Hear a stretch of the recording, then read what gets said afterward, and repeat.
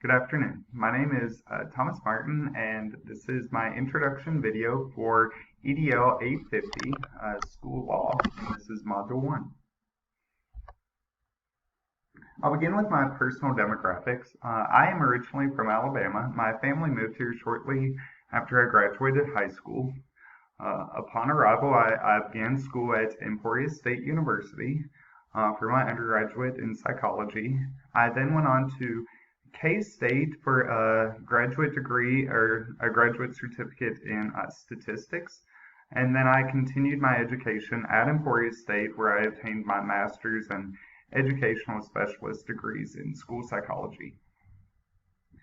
I actually recently bought a home here in Dodge City, Kansas. Because it's an older home, I spend a lot of my free time renovating because there are quite a few needs with this home. But apparently that is the case with buying older homes. Recently, I welcomed the dog that is pictured to the right. His name is Dexter.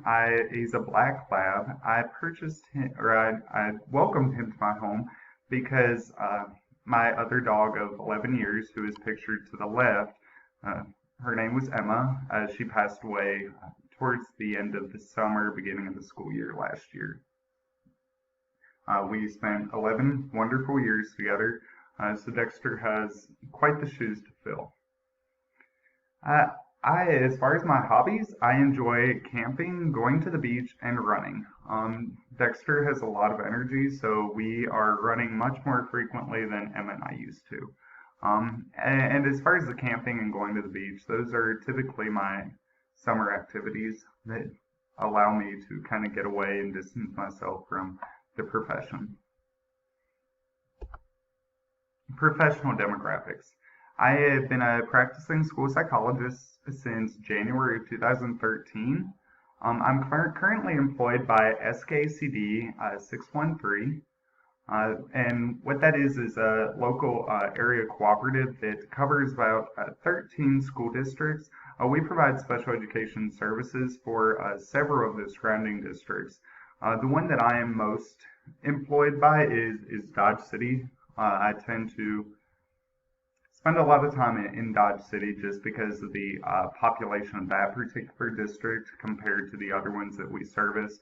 It requires a lot of resources for our cooperative. So I currently cover 3 elementary schools, 2 preschools, 1 junior high school, and 1 high school.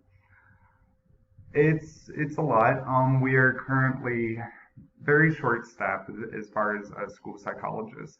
We're optimistic for the future because I understand that our directors have contracted with several upcoming school psychologists. I'm actually currently a supervisor for a practicum student who will be joining our team next year. So that will hopefully alleviate some of this caseload.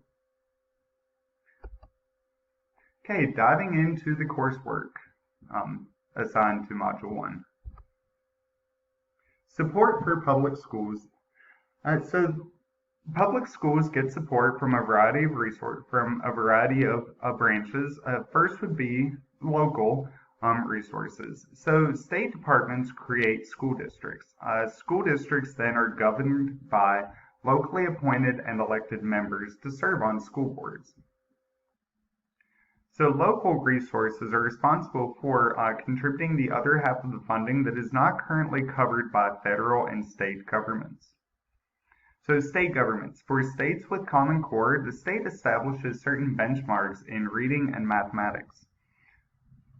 So that's just a way of them keeping check of the progress that the schools are making. The state contributes a little less than half of the funding required for school operations. So that money is given back to the various local or school districts. Next resource, federal government contributes approximately 8% of school funding. And this is given from the Department of Education and other federal agencies. Continuing on with the local duties and responsibilities. Locally, the governing body is controlled by the Board of Education and the superintendent. And in our case, because we have a special education cooperative, it's also controlled by our special education cooperative director. Um, so they are responsible for determining, predominantly the superintendent and Board of Education are responsible for determining the curriculum, controlling the hiring of staff, and also determining the school calendar.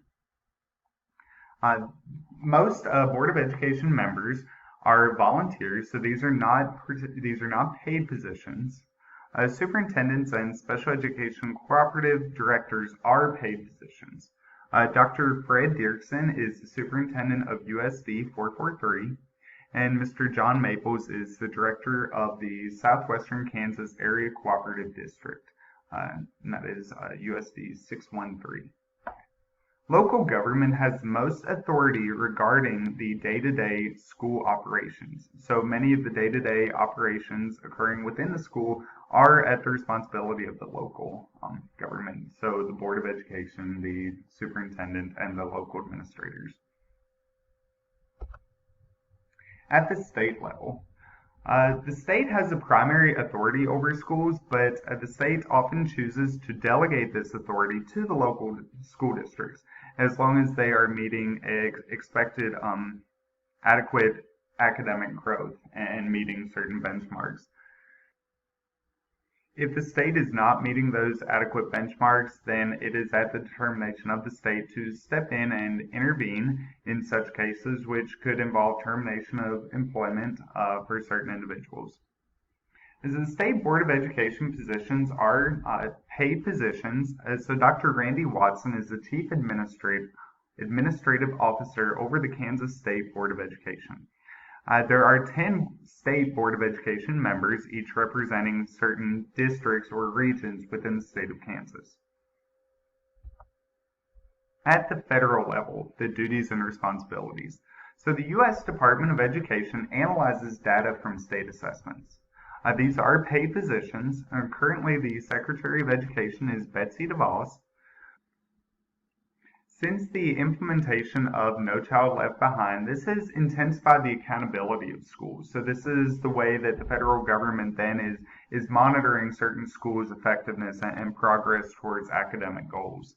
If schools do not pass state assessments for 2 consecutive years, then reform may be required in order to continue to receive the federal funding that is contributed by the federal government.